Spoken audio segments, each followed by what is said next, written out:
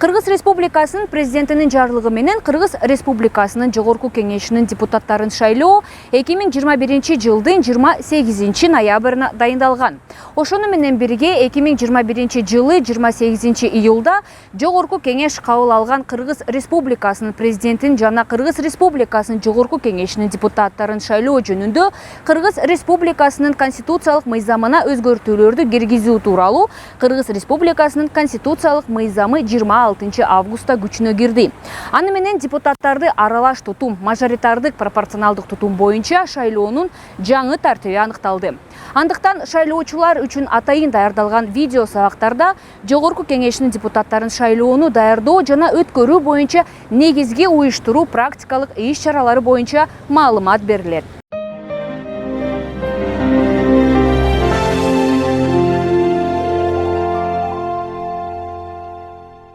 Кыргыз Республикасынын президентинин жана Кыргыз Республикасынын Жогорку Кеңешинин депутаттарын шайлоо жөнүндө Кыргыз Республикасынын конституциялык мыйзамына киргизилген өзгөртүүлөргө жараша Жогорку Кеңешинин депутаттарын шайлоо аралаш шайлоо тутуму боюнча болуп өтөт. Буга байланыштуу добуш берүүнүн тартиби жана жыйынтыктарды келтирүүдө киргизилген бир топ өзгөртүүлөр боюнча Борбордук шайлоо комиссиясынын шайлоо процессин уюштуруу боюнча башкармалыгынын начальниги Айтикеев Төлөгөн Роскулович айтты. Төлөгөн Роскулович, негизи добуш берүүдө конституциялык мыйзамга киргизилген өзгөртүүлөргө жараша азыркы учурда добуш берүүнүн тартиби кандай болот?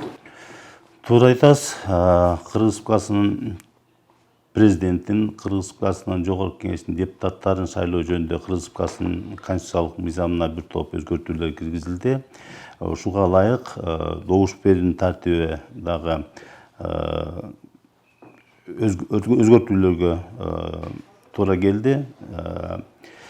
Мисалы шайлоочу шайлоо тилкесине келгенде биринчи ошол өзүнүн баягы идентификациядан өткөрүлөт. Идентификациядан өткөн шайлоочуга 2 чек берилет. 2 чекти алып шайлоочулардын тизмесиндеги маалыматтарын текшерип, ал жерге өзүнүн маалыматтары туура болсо, тууралыгы боюнча жана бюллетень алгандыгы боюнча колун коюп тастыктайт. Андан кийин ошол шайлоо комиссиясынын мүчөсү ошол чектерди алып, ал жерде 2 шайлоочулардын 2 тизмеси болот. Бири ошол бирдиктүү шайлоо округу боюнча, экинчиси бир мандаттуу шайлоо округу боюнча 2 тизме болот.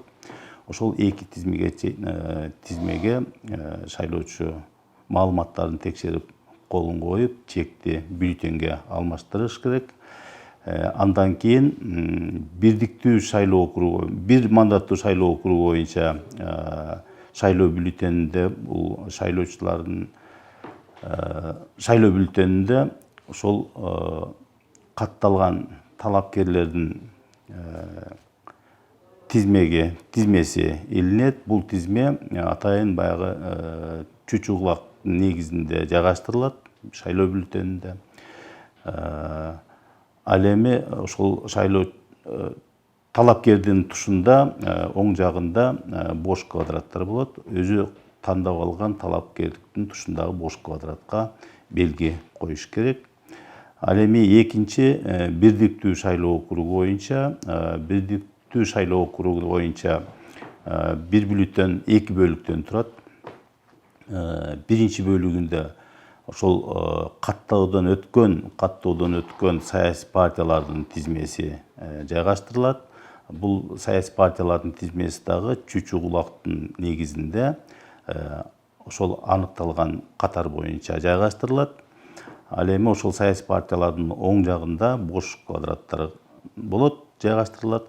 Ошол өзү тандап алган саясий партиянын тушундагы бош квадратка белги коюш керек болот. Бул биринчи бөлүгү шайлоо бюллетениндеги. Экинчи бөлүгүндө 54 бош квадраттар жайгаштырылат.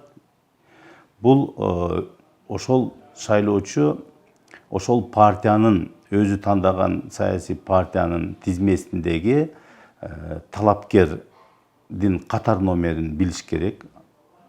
Ошол катар номерин боюнча ошол бош квадратка белги коюш керек болот да. Ошондо негизи шайлоо комиссиялары жыйынтыктарды кандай тартипте чыгарышат?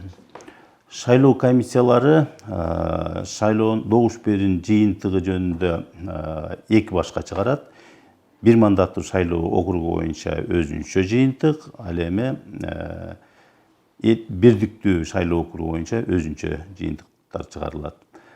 Бул жерде бир мандаттуу шайлоо округунда биз мурдатан келаткан жыйынтык чыгарып келаткандай эле чыгат жыйынтыгы. Ал эми экинчи бирдиктүү шайлоо округу боюнча биринчи саясий партиялардын добуштары өзүнчө эсептелинет.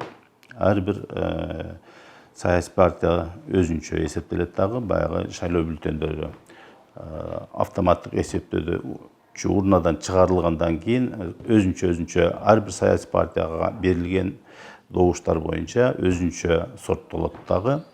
Ал партия боюнча өзүнчө сорттолуп, андан кийин ошол экинчи ирет ошол партиянын тизмесинде турган талапкерлер боюнча дагы өзүнчө санак жүргүзүлөт.